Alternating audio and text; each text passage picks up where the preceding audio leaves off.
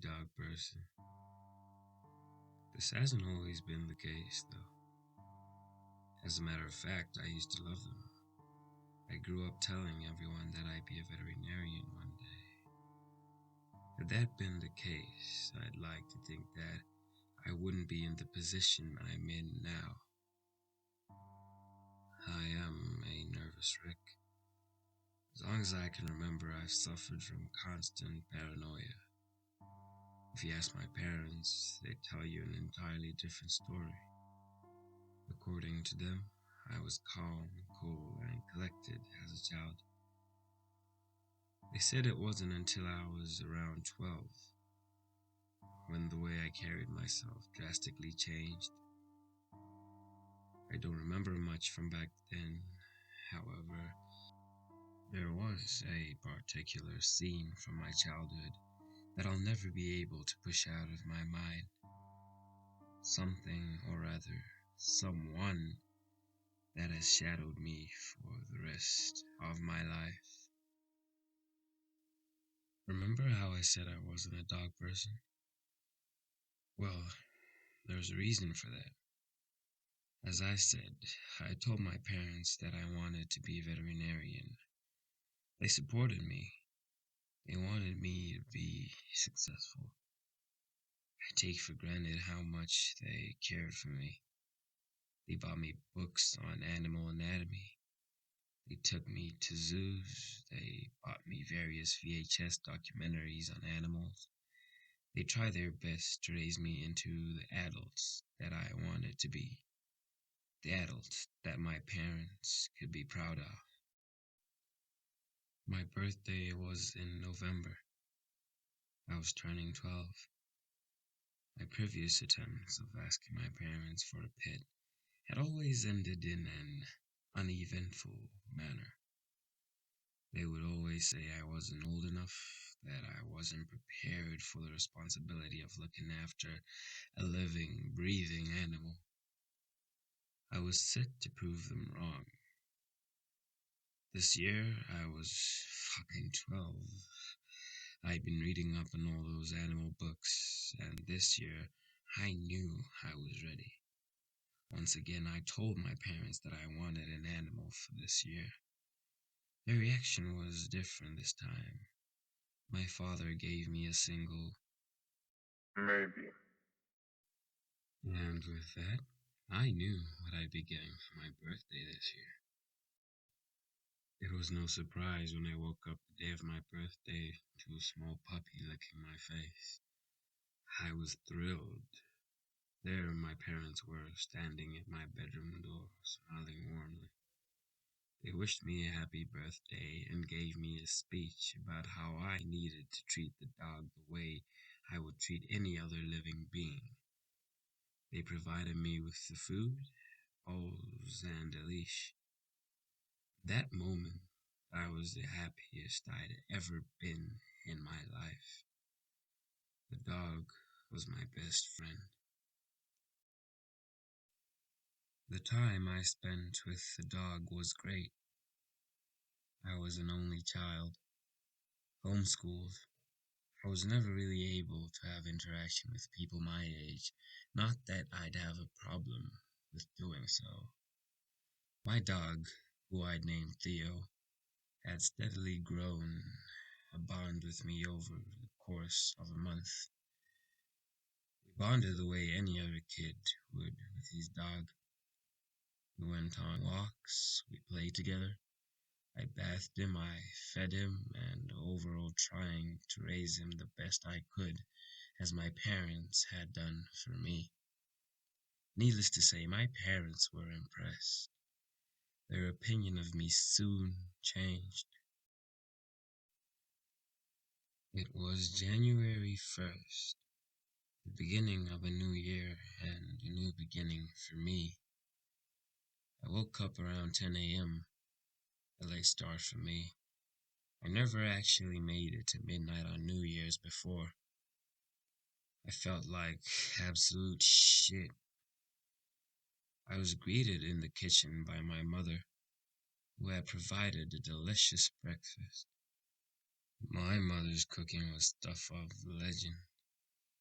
As I sat at the dining room table to eat breakfast, Theo greeted me from under the table and sat down at my feet. I slipped him a piece of bacon. He was delighted. My breakfast was cut short. One of my chores was to get the mail every day. As soon as I heard the familiar sound of the mail truck, I shot up out of my chair. One of my animal documentaries taught me about Ivan Pavlov and his dogs. Funny how I didn't know I was being conditioned to react a certain way to the sound of that truck. I was still tired from last night. I fumbled toward the front door. I wasn't paying much attention. As soon as I opened the door, Theo took off as fast as he could. I couldn't process what just happened. He had never done that before. I collected my thoughts and decided to go after him. I grabbed my jacket from the coat rack and ran outside. As soon as I stepped in front of my porch, I froze. Theo hadn't gotten far.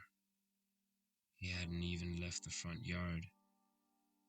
The yard's exit was blocked by a man. This was the first time I saw him. The man looked straight at me. He didn't blink. I did not know what to do or how to feel. At first I was grateful. He was the only thing standing between Theo and the rest of the world. He said nothing. Theo was looking up at him. He wagged his tail. He panted. It was as if the man didn't notice the dog was there. He just kept staring. I wanted to say something. I wanted to thank him. The way he was looking at me was as if he was expecting me to say something. And I couldn't bring myself to. Without averting his gaze, he knelt down and picked up Theo by the scruff of his neck. Theo whined. I wanted to tell him to put down my dog, but again, I couldn't. I simply couldn't think of appropriate words. My mind was in a jumble. I couldn't move. I couldn't think straight. All I could do was watch. The man reached into his pocket, pulled out a knife, and cut the dog's throat in one quick motion. Blood spilled onto the snow-covered ground. He held the dog in the air for a few seconds, letting Theo's blood form a puddle underneath him. The man then simply let go. Theo fell with a light crunch onto the reddened snow. Again, the man's gaze did not leave me. He dropped the knife to the ground and merely walked away. It wasn't until he was completely out of my sight when I could move again. I made my way over to Theo's garbling corpse and stood over him. I wanted to cry, but couldn't shed a single tear. My mother emerged from the house, surely wondering why getting the mail was taking so long. I don't blame her for screaming. She saw me standing over the mangled corpse of Theo, knife on the ground. It didn't take a genius to put two and two together. The scene described itself. In the following months, my parents had forced me into seeing a psychiatrist. When asked why I killed Theo, I tried to tell him that it wasn't me. I tried my best to tell him about the man. I could tell he wasn't buying. Alright. Can you tell me what this man looks like? Said the therapist with a smug tone. That's when I realized I couldn't describe him. It's not that I didn't remember his face. It's just he was so generic I wouldn't be able to describe him without describing millions of other people in the world. His face was so forgettable. I know I stared at the man for a good 5 minutes. One would assume I would be able to remember the face of the man who had killed my dog without breaking eye contact with me. It was like I knew what he looked like, but my brain couldn't translate his appearance into words. I didn't answer the therapist's question. I simply slumped into my chair. Throughout my entire life, this man has popped up in multiple occasions. I may go into further detail in the future, but all I can say for now is that he definitely exists. I may seem crazy, but I know what I saw that day.